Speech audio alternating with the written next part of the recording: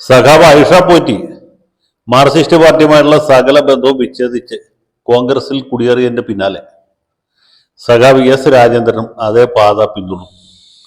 അദ്ദേഹം നേരത്തെ തന്നെ CPM-ആയിട്ടുള്ള ബന്ധം വിടർത്തി. പ്രത്യേകിച്ച് എങ്ങുമല്ലാതെ പുറമ്പോക്കിൽ നിൽക്കുക.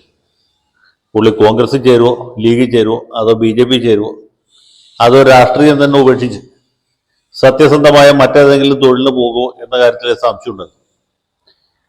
അതുകൊണ്ട് രാജേന്ദ്രൻ സസ്പെൻസിന് അറുതി വരുത്തി. അദ്ദേഹം CPI-യിലേക്കും ഇല്ല, കോൺഗ്രസിലേക്കും ഇല്ല, ലീഗിലേക്കും ഇല്ല.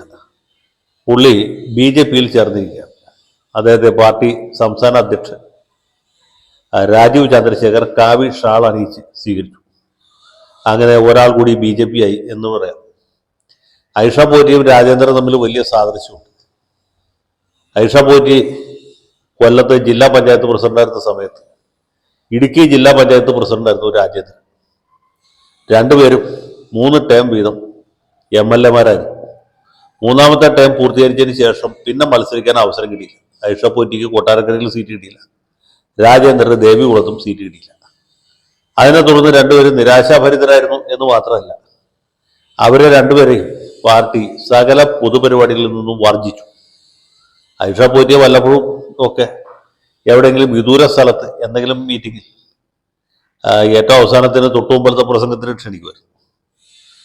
മറിച്ച് രാജേന്ദ്രനെ പരിപൂർണമായിട്ട് ഒഴിവാക്കി. അദ്ദേഹത്തിന്റെ ജീവന് നേരെ വരെ ഭീഷണിയുണ്ട്. MM മണി അടക്കമുള്ള ആളുകൾ രാജേന്ദ്രനെ പരസ്യമായിട്ട് വെല്ലുവിളിച്ചു. അങ്ങനെ രാജേന്ദ്രൻ നിക്കക്കളിലുണ്ട്. ജീവിക്കാൻ നിവൃത്തിയില്ലാത്ത അവസ്ഥ.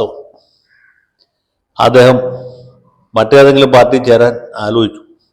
കോൺഗ്രസിൽ ചേർന്നിട്ട് പ്രത്യേകിച്ച് കാര്യമൊന്നുമില്ല. കാര്യം എന്ന് വെച്ചാൽ ദേവികുളത്ത് മത്സരിക്കാൻ അവർക്ക് വേറെ സ്ഥാനാർത്ഥിയുണ്ട് എന്ന് മാത്രമല്ല, ഇദ്ദേഹത്തിന് നേരെ എന്തെങ്കിലും ശാരീരികമായ ആക്രമണം നടത്തുകയാണെങ്കിൽ തടയാനോ മറുവാക്ക് ചോദിക്കാനോ ഒരാളുണ്ടാവില്ല.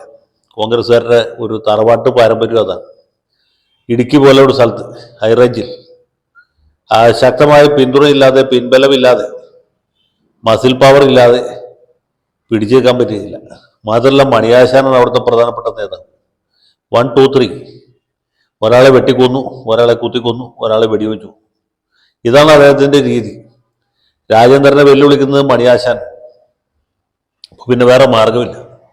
അങ്ങനെ രാജേന്ദ്രൻ കോൺഗ്രസ് വേണ്ട, മുസ്ലിം ലീഗും വേണ്ട, CPI-യും വേണ്ട എന്ന് തീരുമാനിക്കും. BJP-യിൽ ചേരിച്ചു. BJP-യിലാകുമ്പോൾ ഇതുപോലുള്ള ആളുകൾക്ക് സ്പേസ് ഉണ്ട്. ഇങ്ങനെ മറ്റു പാർട്ടികളിൽ നിന്നും നിവൃത്തി കേട്ട് വരുന്ന ആളുകളുടെ ഒരു അഭയാർത്ഥി ക്യാമ്പായിട്ട് ഈ BJP മാറിയിരിക്കുകയാണ്. പല ആളുകളുടെ പേര് BJP-യിലേക്ക് പറഞ്ഞു കേൾക്കുന്നുണ്ട്. അവരാരൊക്കെ ചേരും നമുക്കറിയില്ല.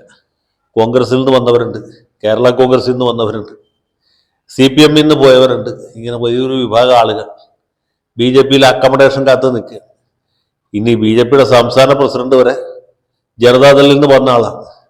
അങ്ങനെ നോക്കുമ്പോൾ ഇതൊരു അഖില കേരള അഭയാർത്ഥി ക്യാമ്പ് എന്ന് പേരിട്ടാലും തെറ്റില്ല. സാക്ഷാൽ BJP-കാർ അല്ലെ RSS-ൽ കൂടി രംഗത്ത് വന്ന ആളുകൾ ഇപ്പോൾ പാർട്ടിയിലെ ന്യൂനപക്ഷമാണ്. ഭൂരിപക്ഷം എന്ന് പറയുന്നത് മറ്റു പാർട്ടികളിൽ നിന്നും കാലാകാലങ്ങളിൽ കുടിയേറി വന്ന ആളുകൾ. അങ്ങനെ കുടിയേറ്റക്കാരുടെ ഒരു പാർട്ടിയായിട്ട് കേരളത്തിൽ BJP മാറിയിരിക്കുകയാണ്. ഏതായാലും രാജേന്ദ്രൻ പിടിച്ചപ്പോൾ പുളിങ്കൊമ്പ് തന്നെ പിടിച്ചു എന്നുള്ളതിൽ നമുക്ക് സന്തോഷിക്കാം. അദ്ദേഹത്തിന് BJP-യിൽ കാര്യമായ പരിഗണന കിട്ടും എന്നാണ് എൻ്റെ വിശ്വാസം. കാരണം ഒന്നാമത് അദ്ദേഹം പട്ടിക സമുദായത്തിൽപ്പെട്ട ഒരാളാണ്. രണ്ടാമത് ഭാഷാ ന്യൂനപക്ഷക്കാരനാണ്. മൂന്നാമത് CPM-ൽ നിന്ന് വന്ന ആളാണ്. നാലാമത് അദ്ദേഹം ഒരു ടേമിൽ ജില്ലാ പഞ്ചായത്ത് പ്രസിഡന്റും 3 ടേമിൽ MLA-യുമായിരുന്ന ആളാണ്. അപ്പോൾ ഇതുപോലെ ഒരു ആളെ BJP-ക്ക് സാധാരണയിൽ കിട്ടാൻ എളുപ്പമല്ല. അപ്പോൾ അങ്ങനെ ഒരാൾ എത്തിയിരിക്കുന്നു. അദ്ദേഹത്തിന് ആ പാർട്ടിയിൽ അർഹമായ പരിഗണന ലഭിക്കട്ടെ.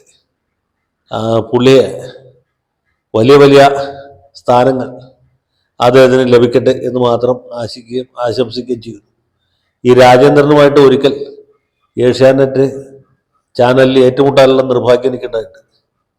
അത് വലിയൊരു സംഭവമായിരുന്നു. ഞാനിപ്പോൾ അതിവിടെ ആവർത്തിക്കാൻ ആഗ്രഹിക്കുന്നില്ല. നിങ്ങൾ ചിലരെങ്കിലും അത് കണ്ടു കാണും എന്ന് വിചാരിക്കും. സത്യത്തിൽ അദ്ദേഹത്തിൻ്റെ ഈ ഭാഷാപരമായ പരാധീനത കൊണ്ടാണ് പാവം വല്ലാത്തൊരു അവസ്ഥയിലായി പോയത്. പിന്നീട് ഒരിക്കൽ ഞാൻ അദ്ദേഹത്തെ ചെന്നൈ എയർപോർട്ടിൽ വെച്ച് കാണുന്നത്. ഞാൻ നമ്മുടെ ഹരീഷ് വാസുവിനും കൂടി കൊച്ചിക്ക് വരാനായിട്ട് ചെന്നൈ എയർപോർട്ടിൽ നിൽക്കും. ആ ക്യൂവിൽ നമ്മുടെ രാജേന്ദ്രനുണ്ട്. രാജേന്ദ്രൻ്റെ മകൾ മദ്രാസിൽ മെഡിക്കൽ കോളേജിൽ വിദ്യാർത്ഥിനിയാണ്. ആ രണ്ടാമത്തെ മകളാണെന്നാണ് എൻ്റെ ഓർമ്മ. മൂത്ത മകൾ ഡോക്ടറാണ് എന്ന് അദ്ദേഹം പറഞ്ഞു. ഇളയ മകള് മെഡിക്കൽ കോളേജിൽ ചേർക്കാൻ വന്നിട്ട് തിരിച്ചു പോവുകയാണ്. അപ്പോഴാണ് കണ്ടത്. ഞങ്ങൾ ഒരുപാട് നേരം സംസാരിക്കും. അദ്ദേഹത്തിന് ഓർമ്മയുണ്ടോ എന്ന് എനിക്കറിയില്ല. ഏതായാലും രാജേന്ദ്രന് ആ രാഷ്ട്രീയ ജീവിതത്തിൽ പുതിയ ഉയരങ്ങൾ താണ്ടാൻ കഴിയുമാറാകട്ടെ എന്ന് ആശിക്കുന്നു. അദ്ദേഹത്തിന് എല്ലാ വിജയവും ആശംസിക്കുന്നു.